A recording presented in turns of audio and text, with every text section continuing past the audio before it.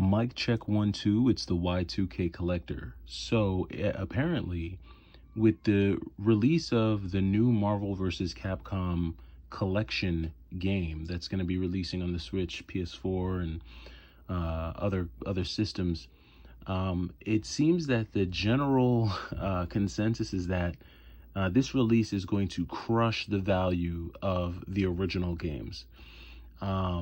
I made a video yesterday talking about this and giving my theory on it, and I pretty much said that I didn't think that it would have any impact on the original games, right? So re-releasing Marvel vs. Capcom 2 on PS4 and Switch, I didn't think that it would really impact the value of, say, the Dreamcast release of the game, or the PlayStation 2 rather release of the game, and that the value of these originals would either stay the same or maybe even in some cases go up. And I included the Punisher because in this mix of games, probably the two most expensive games out of that bunch are going to be the Punisher, on this, which was originally released on the Sega Genesis, and then Marvel vs. Capcom 2, which was originally released on the Dreamcast and then went to the PS2 and original Xbox. Now, again, the general consensus, and you can go into the comments on that video, is that the value of these games are going to be crushed. And I think that that's a good thing. And I'll tell you why. Because that means that it will be easier for folks who like to collect the original hardware to be able to pick these games up. So if what everyone is saying is correct, and if this new release of Marvel vs. Capcom 2 is going to soften the prices on these games, then that means now is a really good time for folks who enjoy collecting retro games and who enjoy collecting the originals. This is a really great time for you to be on the lookout for massive price drops, because for a long time, the Punisher was crazy expensive. At one point, this game was commanding like over $550. This game was like, $600 in some cases, especially if it was complete. So now, with it coming out on the Switch, collectors might be able to get a very good copy of the Punisher with all of the inserts, the manual. I think it came with like a tattoo or something like that, or a pin. It came with something extra inside here.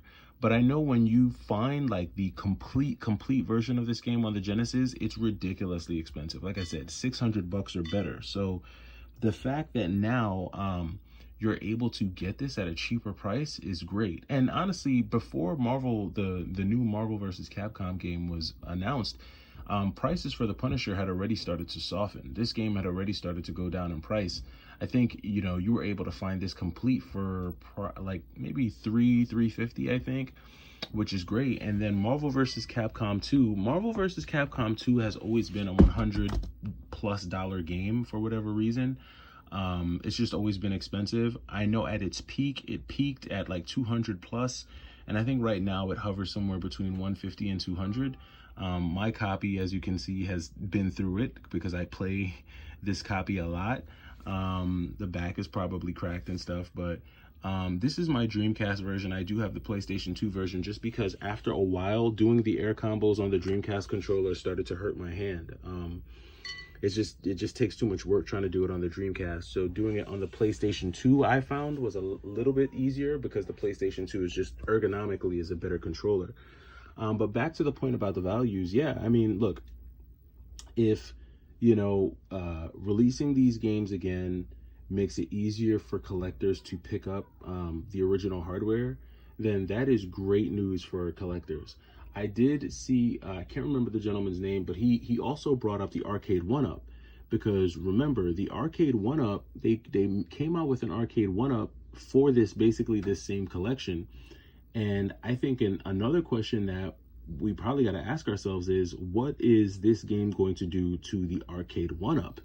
Is it going to crush the values of the Marvel vs. Capcom 2 arcade game?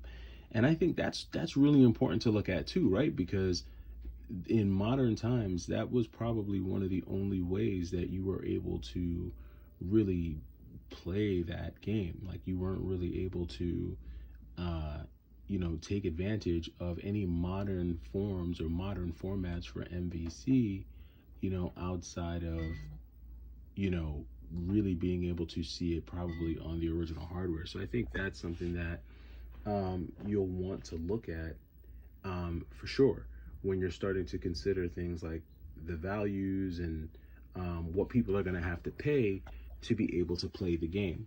Now, there are a couple other things that I saw down there in the comments. I know some people, there were some comments about the sound quality. And there were a few folks who said that there's no difference in sound quality, that it's the sound is going to be the same, the gameplay is going to be the same. A lot of people are thinking like this is going to be an exact, it's going to be better than, the Dreamcast and the Sega Genesis, versions of these games. And I don't know. I guess that's to be seen. I can't take a hard stance either way. My judgment was really just based on what I've seen from other games that have been ported to the Switch. Games like Radiant Silvergun, which was only available on the Sega Saturn. They ported that to the Switch, and I don't know if the gameplay experience is the same. You've got a number of other games that have been ported to the Switch. Blazing Star, Dodonpachi, the Donpachi series, Raystorm Ray Crisis, right? Like there's a number of games that have been ported to the Switch that I have had a chance to play both on the Switch and on the original systems. And to me personally, it could just be a nostalgia thing. I enjoy playing them more, like for instance, like Raystorm. I've talked about Raystorm a ton. Raystorm is a game that I personally enjoy playing on the PlayStation 1. I just rather play it there. For me, it does have a little bit of a different feel. Some people have referred to, input lag when it comes to some of these ports being a factor. I can't really say that input lag is going to be a factor when it comes to Marvel vs. Capcom 2 on the Switch, because we don't know. We haven't gotten it yet. We don't know what the port to the Switch is going to look and feel like until we actually start playing it. My assumption is that it's going to have to be somewhat decent if we're going to be doing online gameplay, right? Like if we're playing people online, it's going to have to be pretty on point. But these are things that are yet to be seen. I can't really take a hard stance on it either way. I do, though, appreciate all of the conversation and the comments, and I appreciate, all the discussion around it, because this is definitely one that has gotten people fired up. And I think we're just going to have to wait. We're going to have to wait until it comes out to see if it's better than either the arcade 1-up or the originals.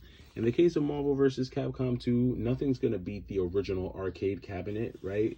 That's always going to be the best way to play it. I think, personally, the Dreamcast port was the second best way to check it out. If you were going to, play any other kind of port, the Dreamcast way is going to be a really good way to go. And then behind that, really, for me, is going to be PS2. And then I guess if you're a fan of the Xbox, you're going to go that direction. Of course, the arcade 1-up is an option for you as well. If you're into collecting arcade cabinets, that's definitely an option for you.